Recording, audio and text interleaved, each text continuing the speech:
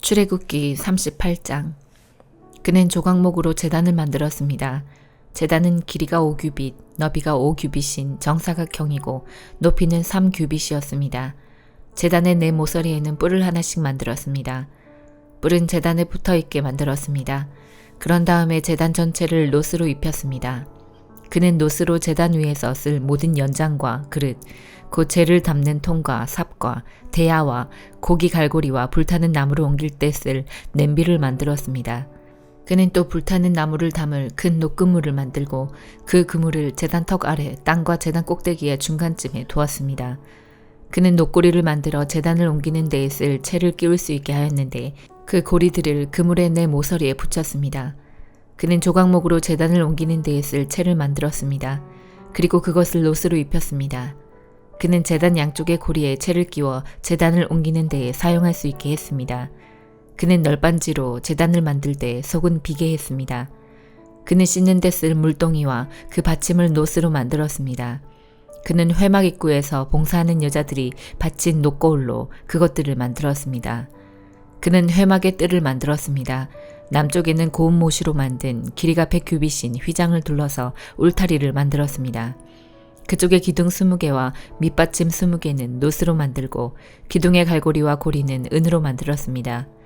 남쪽과 마찬가지로 북쪽에도 길이가 100규빗인 휘장을 둘렀습니다. 북쪽 또한 기둥 20개와 밑받침 20개는 놋으로 만들고 기둥의 갈고리와 고리는 은으로 만들었습니다. 서쪽에는 길이가 50규빗인 휘장을 둘러서 울타리를 만들었습니다. 그 휘장은 기둥이 10개이고 밑받침이 10개인데 기둥의 고리와 갈고리는 은으로 만들었습니다. 동쪽 울타리도 길이가 50규빗이었습니다.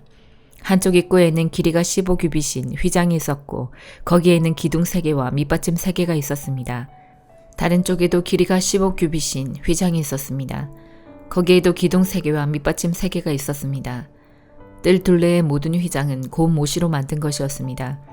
기둥 밑받침은 놋으로 만들었고 기둥 위의 고리와 갈고리는 은으로 만들었습니다. 기둥 꼭대기도 은으로 입혔으며 뜰 안의 모든 기둥에는 은고리를 달았습니다. 뜰로 들어가는 입구의 막은 파란 실과 자주색 실과 빨간 실과 곱게 짠 모시로 만들었습니다. 술을 잘 놓는 사람이 거기에 술을 놓았습니다. 막의 길이는 20규빗이고 높이는 5규빗이었습니다. 그 높이는 뜰 둘레의 휘장의 높이와 같았습니다. 그 막은 놋으로 만든 기둥 4개와 밑받침 4개에 걸려 있었습니다. 기둥 위의 고리와 갈고리는 은으로 만들고 기둥 꼭대기도 은으로 입혔습니다. 회막과 뜰의 울타리의 모든 말뚝은 놋으로 만들었습니다. 회막을 지을 때에 사용한 금속은 이러합니다. 회막은 십계명을 쓴 두 돌판을 보관하는 곳입니다. 모세는 레위 사람들을 시켜서 사용된 금속 목록을 짜게 했습니다. 아론의 아들 이다말이 목록 짜는 일에 책임을 맡았습니다. 유다지파 사람 훌의 손자이며 우리의 아들인 부살렐은 여호와께서 모세에게 명령하신 것을 다 만들었습니다. 단지파 사람 아이사막의 아들 오홀리압이 부살렐을 도왔습니다. 오홀리압은 금속과 돌의 무늬를 놓을 수 있는 재능을 가지고 있었습니다. 그는 설계도 잘했고 파란 실과 자주색 실과 빨간 실과 고운 모시에 술을 놓는 솜씨도 있었습니다. 회막을 짓는 데 든 모든 금은 다 주님께 바친 것이었습니다. 그 무게는 성소에서 다는 무게로 29달란트와 730세겔이었습니다. 은은 인구조사를 받은 사람이 바쳤습니다. 그 무게는 성소에서 다는 무게로 100달란트와 1775세겔이었습니다. 백성의 수를 셀 때에는 20살 이상인 사람을 세었는데 그 수는 모두 60만 3,550명이었으므로 한 사람이 은 한 배가 곧 반 세겔씩 낸 셈입니다. 이 은 중에서 100달란트는 회막과 휘장의 밑받침 100개를 만드는 데 썼습니다. 그러므로 기둥 하나에 은 1달란트를 쓴 셈입니다. 나머지 은 1775세겔로는 기둥의 갈고리를 만드는 데 썼습니다. 그리고 기둥 덮개와 고리를 만드는 데도 썼습니다. 주님께 바친 놋의 무게는 70달란트와 2400세겔이었습니다. 그들은 이 놋으로 회막 입구의 밑받침과 제단과 놋그물과 제단의 모든 기구를 만들었습니다. 그리고 이 놋으로 뜰을 둘러친 휘장의 밑받침과 뜰 입구의 휘장의 밑받침과 회막과 뜰을 둘러친 휘장의 말뚝도 만들었습니다. 요한복음 17장. 예수님께서는 이 말씀을 하시고 눈을 들어 하늘을 바라보시며 기도하셨습니다. 아버지, 때가 이르렀습니다. 아버지의 아들을 영광되게 해주십시오. 아들이 아버지를 영화롭게 하겠습니다. 아버지께서는 아들에게 주신 모든 사람에게 영생을 주려고 모든 사람을 다스리는 권세를 아들에게 주셨습니다. 영생은 곧 한 분이신 참 하나님과 아버지께서 보내신 자 예수 그리스도를 아는 것입니다.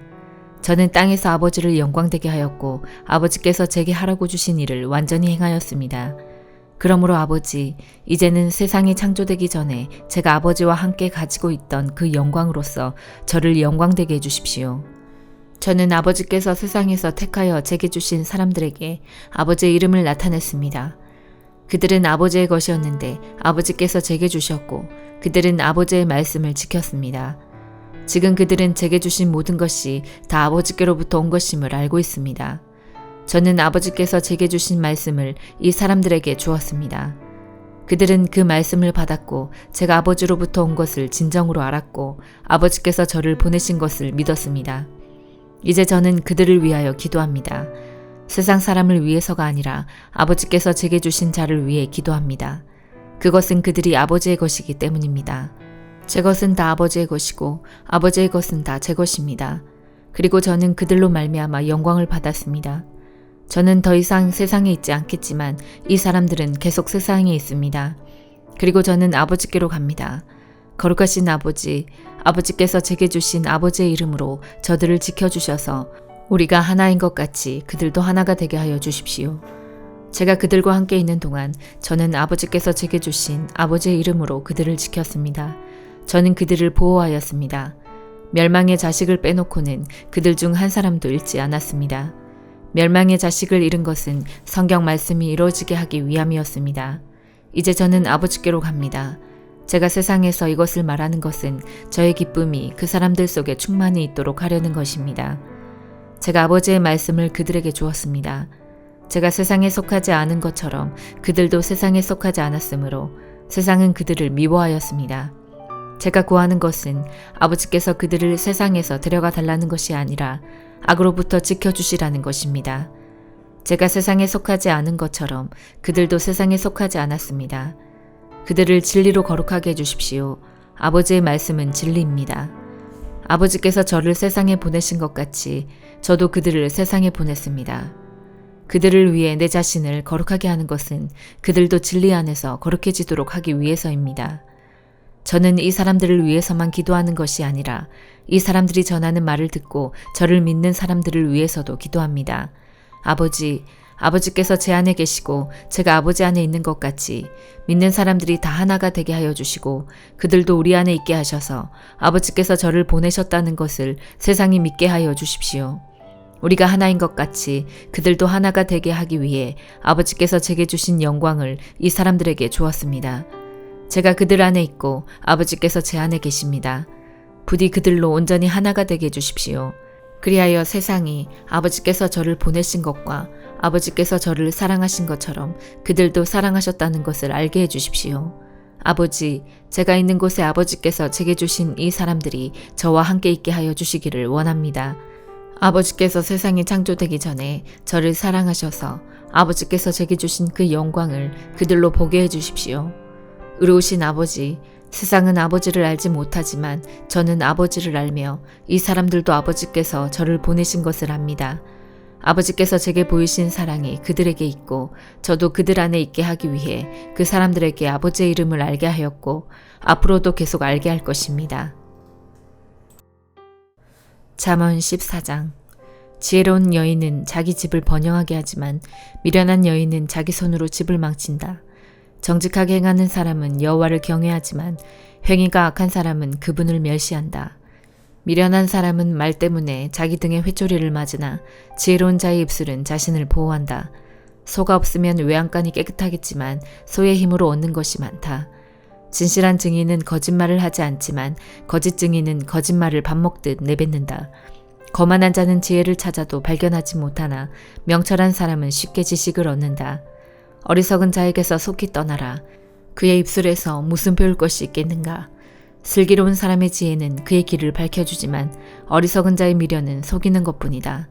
미련한 사람은 죄의 용서받는 일을 비웃지만 정직한 사람들은 은총을 입는다. 마음의 고통은 남이 모르고 기쁜 마음도 역시 모른다. 악인의 집은 망하지만 정직한 자의 살림은 번창한다. 어떤 길은 사람이 보기에 좋아 보여도 결국은 죽음의 길이다. 웃을 때도 고통이 숨어있고 기쁨의 끝에도 슬픔이 있다. 마음이 비뚤어진 사람은 행한 대로 보응을 받겠고 선한 사람도 자기 행실로 보상을 받는다. 미련한 자는 남의 말을 고지곳대로 듣지만 슬기로운 사람은 신중하게 행동한다. 지혜로운 사람은 여호와를 경외하고 악한 일을 멀리하나 어리석은 자는 제멋대로 행동한다. 성미가 조급한 사람은 미련한 짓을 하고 음모를 꾸미는 자는 미움을 받는다. 미련한 사람은 미련을 상속받지만 슬기로운 사람은 지식의 왕관을 쓴다. 사악한 자들은 선인들 앞에서 고개를 숙여야 하고 악인들은 의인의 문 앞에 엎드린다. 가난한 사람은 이웃도 피하지만 부자는 친구가 많다. 자기 이웃을 업신여기는 사람은 죄를 짓는 것이지만 가난한 자를 돕는 사람은 복이 있다. 음모를 꾸미는 자는 길을 잃고 방황할 것이지만 선한 것을 생각하는 사람은 사랑과 신실함을 보장받는다. 모든 수고는 이득을 가져오나 말로만 하면 가난해질 뿐이다. 지혜로운 자가 쓸 면류관은 자기의 지혜이지만 미련한 사람이 쓸 화관은 자기의 미련이다. 진실한 증인은 죄 없는 사람들을 구하지만 거짓 증인은 사람을 해친다. 여호와를 경외하는 사람은 견고한 요새를 가진 자이며 그 후손도 그로 인해 피난처를 얻는다. 여호와를 경외하는 것이 생명의 셈이니 사람을 사망의 올무에서 건진다. 백성이 많은 것은 왕의 영광이지만 백성이 없는 왕은 망한다. 화를 참는 자는 지혜로우나 성미가 조급한 사람은 미련을 드러낸다. 마음이 편하면 신체도 건강하나 질투심은 뼈를 썩게 만든다.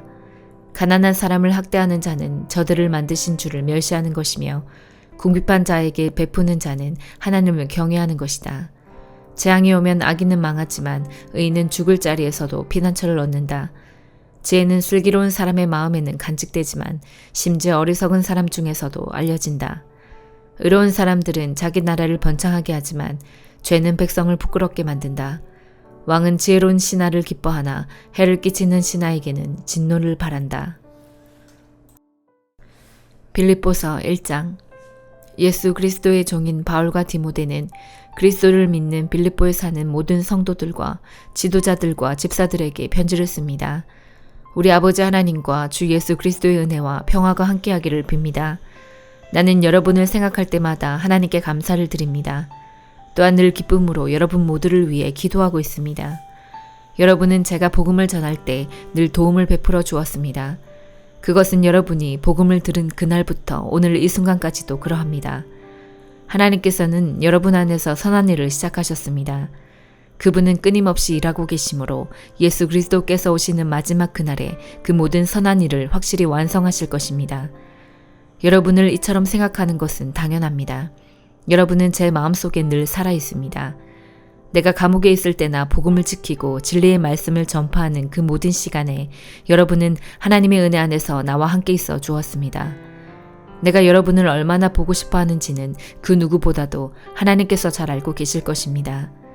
예수 그리스도의 사랑으로 여러분 모두를 사랑합니다. 여러분을 위해 기도합니다. 여러분의 사랑이 나날이 커지고 그 사랑으로 더 풍성한 지식과 통찰력을 갖게 되기를 기도합니다. 선함과 악함을 분별하여 선한 것을 선택할 줄 알게 되어서 그리스도께서 오시는 날에 깨끗하고 흠없는 모습으로 서게 되기를 기도합니다.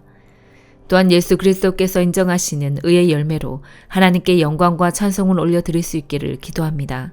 형제 여러분, 내가 당한 고난이 오히려 하나님의 복음을 전하는데 도움이 되었다는 것을 알려드립니다. 내가 그리스도를 믿었다는 이유로 죄 없이 감옥에 갇혀 있는 것을 모든 경비대와 사람들이 다 알게 되었습니다. 비록 내가 감옥에 있으나 오히려 사람들은 이것 때문에 자신감을 얻어 더욱 담대하게 그리스도의 복음을 전하고 있습니다. 그 중에 어떤 이들은 나를 시기하고 질투하는 마음에서 복음을 전하는 자들도 있습니다. 그러나 돕고자 하는 순수한 마음으로 전도하는 사람들도 많이 있습니다. 순수한 마음을 가지고 돕는 사람들은 하나님께서 나를 복음을 지키는 일에 힘쓰도록 부르셨다는 사실을 알고 사랑으로 복음을 전하는 일에 애쓰고 있습니다. 그러나 그렇지 않은 사람들은 이기적인 마음으로 자신들이 높아지기를 원하는 뜻에서 또 감옥에 있는 나를 속상하게 하려고 더 열심히 그리스도를 전합니다. 하지만 그들이 내 마음을 속상하게 한다 해도 개의치 않습니다. 그들이 어떤 마음으로 전하든지 간에 중요한 것은 바로 그리스도가 전파되고 있다는 사실입니다. 나는 이것 때문에 기뻐하며 앞으로도 계속 그러할 것입니다. 여러분이 나를 위해 계속 기도하고 있고 예수 그리스도의 성령이 나를 돕고 계시기 때문에 내가 풀려날 것을 잘 알고 있습니다. 내가 바라고 또 바라는 것은 어떠한 상황에서도 그리스도를 배반하지 않는 것입니다. 지금처럼 항상 용기를 가지고 살든지 죽든지 그리스도를 높이기 원합니다. 나는 그리스도를 위해 사는 데 목적을 두고 있기 때문에 죽는 것도 내게는 유익합니다. 그러나 살아가는 동안 그리스도를 위해 일하고 사람들을 그리스도께로 인도할 수 있다면 사는 것과 죽는 것 중에 어느 쪽을 택해야 할지 모르겠습니다. 둘 중 하나를 선택하기가 힘이 듭니다. 이 세상을 떠나 그리스도 곁에 있고 싶은 까닭은 그것이 훨씬 행복할 것이기 때문입니다. 그러나 여러분을 위해서 이 세상에 있어야 할 줄을 알고 있습니다. 내가 여러분 곁에 머물러 여러분의 믿음을 자라게 하고 또 기쁨을 누리도록 도와줄 필요가 있음을 잘 알고 있습니다. 내가 다시 여러분에게 가게 되면 예수 그리스도 안에서 여러분의 기쁨이 충만하게 될 것입니다. 여러분은 그리스도의 기쁜 소식을 들은 자로서 하나님께 영광 돌리는 삶을 살도록 하십시오. 그러면 내가 함께 있든지 떠나 있든지 여러분에 관해 기쁜 소식을 들을 수 있을 것입니다. 여러분이 한마음 한뜻으로 열심히 복음을 전한다는 소식을 듣기 원합니다. 여러분을 대적하는 자들을 두려워하지 마십시오. 이 모든 것은 여러분이 구원받았다는 증거이며 그들이 멸망할 것이라는 증거입니다. 하나님께서는 여러분에게 그리스도를 믿는 특권뿐만 아니라 그리스도를 위해 고난받는 특권도 주셨습니다. 이 두 가지 모두 하나님께는 영광이 되는 것입니다. 내가 여러분과 함께 있을 때 여러분은 내가 고난 당하는 것을 보았습니다. 또한 지금 내가 겪고 있는 고난에 대해서도 들었을 것입니다. 여러분 역시 이와 같은 고난을 겪고 있는 것입니다. 아멘.